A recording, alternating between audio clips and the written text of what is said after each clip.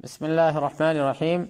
الحمد لله رب العالمين، والصلاة والسلام على أشرف الأنبياء والمرسلين نبینا محمد وآلہ واصحابہ اجمعین۔ اما بعد، پیارے دوستوں اور ساتھیوں، آج کا سبق کا ہیڈنگ ہے الفرق بین الموالات والمعاملۃ الحسنہ۔ الفرق بین الموالات والمعاملۃ الحسنہ، یعنی موالات یعنی بھائی چارگی اور دوستی، نیز حسن معاملات اچھے برتاؤ میں فرق کی وضاحت۔ یعنی موالات بھائی چارگی الگ ہے اور حسن معاملہ الگ ہے، تو اس کی وضاحت آج کے سبق میں ہم کرنے جا رہے ہیں۔ چنانچہ فرماتے ہیں، آپ یہ خوب اچھی طرح جان لیں کہ ولا بھائی چارگی اور آپسی تعاون اور چیز ہے، اور حسن معاملہ اور چیز ہے۔ اس کی اصل وضاحت اللہ تعالیٰ کے اس فرمان میں ہے، اعوذ باللہ من الشیطان الرجیم، لا ينهاكم الله عن الذين لم يقاتلوكم في الدين ولم يخرجوكم من دياركم أن تبروا وتقسطوا إليهم إن الله يحب المقسطين۔ سورہ الممتحنہ آیت نمبر 8 ہے، جس کا ترجمہ ہے، جن لوگوں نے تم سے دین کے بارے میں لڑائی نہیں لڑی اور تمہیں جلا وطن نہیں کیا، ان کے ساتھ سلوک و احسان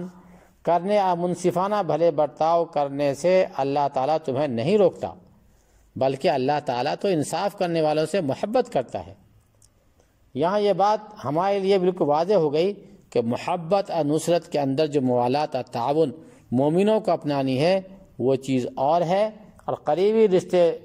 والے کفار کے ساتھ جو صلہ رحمی، احسان اور ان پر جو خرچ کرنا ہے، وہ چیز اور ہے۔ جیسا کہ اللہ کا فرمان ہے، اعوذ باللہ من الشیطان الرجیم، ووصینا الانسان بوالدیہ حملته امہ وہنا علی وہن وفصالہ فی عامین ان اشکر لی ولوالدیک الی المصیر وَإِن جَاهَدَاكَ عَلَىٰ أَن تُشْرِكَ بِي مَا لَيْسَ لَكَ بِهِ عِلْمٌ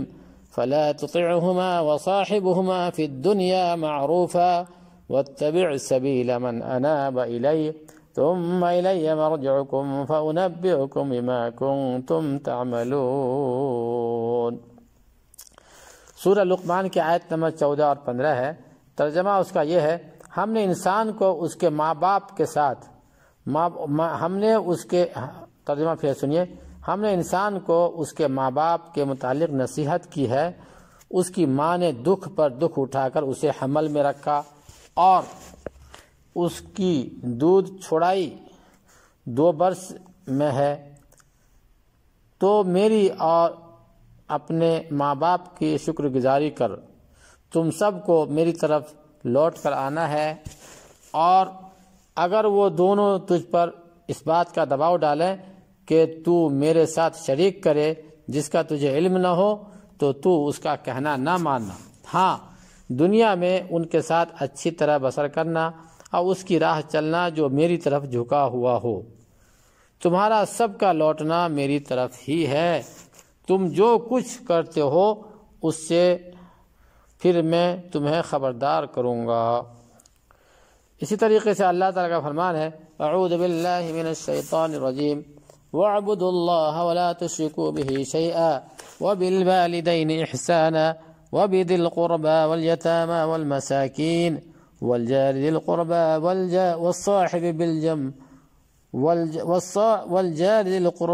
وَالصَّاحِبِ بِالْجَنبِ وَابْنِ السَّبِيلِ وَمَا مَلَكَتْ أَيْمَانُكُمْ إِنَّ اللَّهَ لَا يُحِبُّ مَنْ كَانَ مُخْتَالًا فَخُورًا۔ یہ سورہ النساء کی آیت نمبر 36 ہے، جس کا ترجمہ آپ کے سامنے ملاحظہ فرمائے،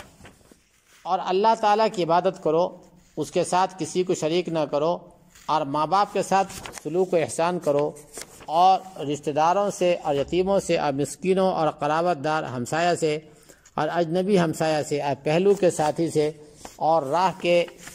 مسافر سے اور ان سے جن کے مالک تمہارے ہاتھ ہیں، یعنی غلام اور باندی، یقیناً اللہ تعالیٰ تکبر کرنے والوں اور شیخی خوروں کو پسند نہیں فرماتا۔ تو یہ بات واضح ہوئی کہ غیر مسلموں کے ساتھ جو ہے حسن معاملات میں ہمیں کوئی کمی نہیں چھوڑنا ہے، جہاں تک ہو سکے ہم ان کے ساتھ اچھے سے اچھے جو ہے برتاؤ کریں